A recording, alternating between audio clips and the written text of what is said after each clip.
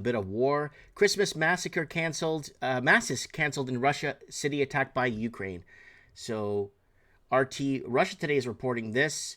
And traditional Christmas Eve night services have been called off in the city of Belgrad,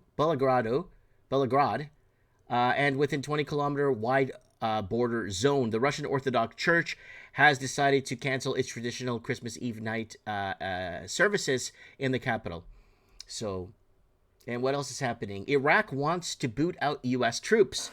And Ron Paul was actually talking about this about a few days ago. What are they still doing there? Why are they there? Why are taxpayers funding this?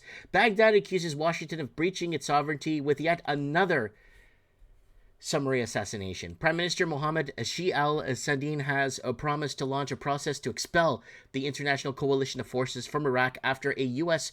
airstrike killed high-ranking militia commander in Baghdad almost exactly 4 years after Washington assassinated Iranian General Qasem Soleimani in a targeted drone strike. So, a U.S. airstrike hit the headquarters of the Popular Mobilization Forces, an Iraqi state-sponsored umbrella organization composed of dozens of armed factions. On Thursday, at least 2 people were killed in the attack. So, and Scottish nationalists accuse Israel of ethnic cleansing. The UK should condemn the depopulation of Gaza in the strongest possible manner, Hamas Youssef has said. And will any of Jeffrey Epstein's associates face justice? Of course not. They're going to get a raise. Like we told you, it's a distraction. They're going to get more money. They're going to be in office longer. So the unsealed court papers released in the deceased sex trafficker's case may seem like a bombshell. Serious consequences are unlikely, like we told you guys. And Iran sees no limits to expanding its naval power. So Iran's going to work hard to, again, get these war drums beaten and saber rattling happening as the world starts arming up.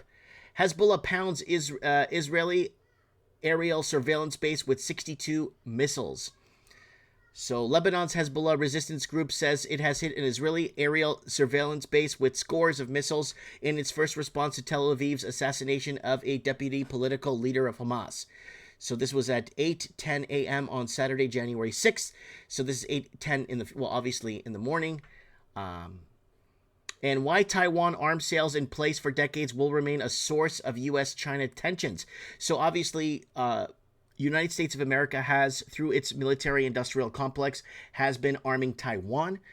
And this is becoming more and more friction. It's creating more and more friction between China and the United States. U.S. approval of $300 million tactical system upgrade for Taiwan comes within month of breakthrough of Xi Biden summit after prolonged hostilities.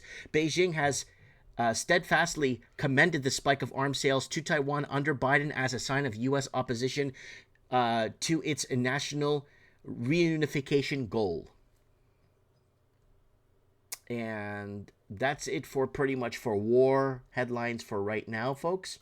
As the chess pieces move, it's going to be very interesting to see what sides countries would take. And I told you guys, if Canada creates a conflict or Canada goes into conflict, would you fight for Canada? If you're in America and you're seeing what's happening to America, would you fight for America to preserve what is in existence or what it's become, right? Same thing with Canada. Canada's become something that it's unrecognizable to me, right? And I wouldn't fight for that. No way. I wouldn't put my life on the line to fight for something that I no longer believe in as what it's turned out to be, right? Really sad. All right.